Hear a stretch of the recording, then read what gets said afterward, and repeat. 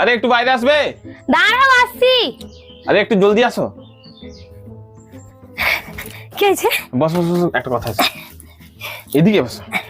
কি হয়েছে? আরে আমি না মাইন্ড রিড করা শিখে গেছি। সত্যি? হ্যাঁ। কি করে? আরে সে আমি শিখে গেছি, তোমাকে দেখাবো। ঠিক আছে, তুমি একটা কিছু ভাবো। ভাববো? হ্যাঁ, এদিকে ফেস করে, না হলে বলবো কিরকম। ভাবছো তো? ভাবো।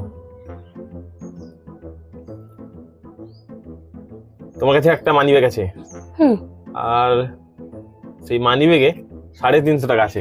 হ্যাঁ আছে তো, কিন্তু তুমি জানলে কি করে? আর আমি তো এটা ভাবিনি। আমি তো ভাবছিলাম আজকে বৃষ্টি হচ্ছে, একটু মাংস খাবো। আরে তুমি মাংসটা পরে ভেবেছো, আগে টাকাটা ভেবেছো। না হলে আমি জানবো কি করে তোমার কাছে 350 টাকা আছে? আমার কাছে আছে। হ্যাঁ হ্যাঁ, আরো বলছি দেখো, ভাবো ভাবো।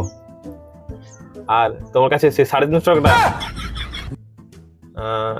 কালকে রাত্রে যে আমরা ঘুমোচ্ছিলাম, তুমি লুকিয়ে লুকিয়ে উঠে আমার মানি ব্যাগ থেকে 350 টাকা বের করেছো। সেটা হচ্ছে মানি ব্যাগে 350 টাকা, তাই না? জলদি গিয়ে আমার 350 টাকা নিয়ে এসো। এই চুরি বিদ্যা ছেড়ে দাও, ঠিক আছে? একদম আমাকে চোর বলবে না। আর তুমি জানলে কি করে যে আমি তোমার মানিব্যাগ থেকে টাকা বের করেছি? তুমি তো তখন ঘুমাচ্ছিলে। আচ্ছা, আরে আমি জানি যে আমার ঘরে একটা চোর আছে, আর যখন তখন টাকা চুরি হয়ে যেতে পারে, সেই জন্য আমি সবসময় সতর্ক থাকি। আমি ঘুমোচ্ছিলাম, তারপরেও জেগেছিলাম, বুঝতে পারলে? একদম আমাকে চোর বলবে না, আর আমি চোর নই। আর বউকে টাকা না দিলে বউ তো চুরি করবে, আর সেটাকে চুরি করা বলে না, সেটাকে বলে বউয়ের অধিকার।